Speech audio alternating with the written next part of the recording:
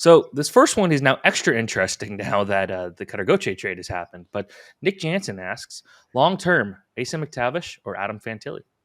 Yeah, really fun question, especially because Mason McTavish really started the season strongly. I think it's all about where they are relative to age and draft year. So Mason McTavish is a great prospect, future number one center. I think he's definitely surpassed Trevor Zegras on sort of the long-term org chart, if you will.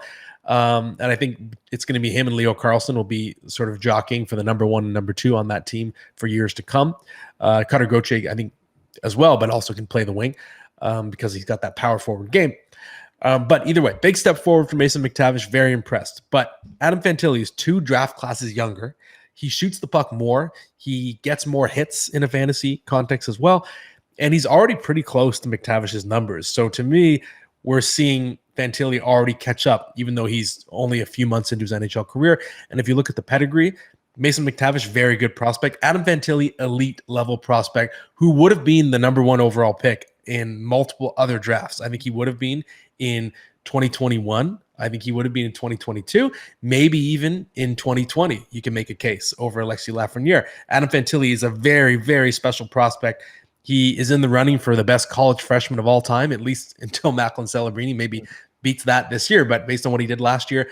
And to me, he's very similar to Jack Eichel in the sense that he got overshadowed because he happened to be in a generational talent year, but is such a special player. So it's no knock on Mason McTavish.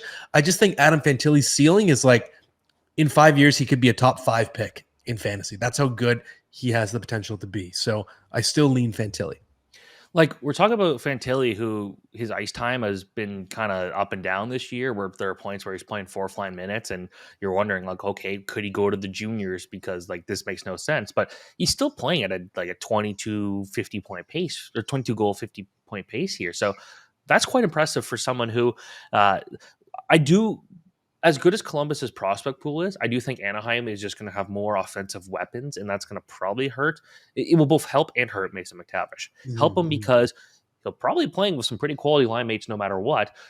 Hurt because his ice time is going to be hurt by other guys coming in and stealing those opportunities. But McTavish could play the power play, but Adam Fantilli might run the power play in Columbus. I think just the way that the competition looks for both teams, it's a bit more crowded in Anaheim than it is in Columbus. So for me, Fantilli has at all levels been a play driver. He's been a guy that who could drive the play, but also like he'll finish a play. He could do a bit of everything. He's not afraid to get physical, and I think he's going to get more comfortable with the physical side of things. I think people forget how punishing he would be at other levels in college or in USHL. Would just throw some big hits. Would like to get involved in things. So a guy like that could add extra value there. So I'm going Fantilli, but I also like McTavish. I'm a big fan of McTavish. Mm-hmm. Obviously, that Canadian World Junior hero a couple of years ago, the way he saved made the save of the century essentially, and it was crazy talking to some of Canada's World Junior players and asking what their favorite World Junior memory was. And the Mason McTavish thing was like, oh, that's one of my plays like growing up. Like I remember watching. I was like, dude, that was like a year and a half ago. Like that was the summer of 2022. That's That crazy. wasn't that long ago. But no one's saying. No one's saying what's his face, Jordan Eberle anymore.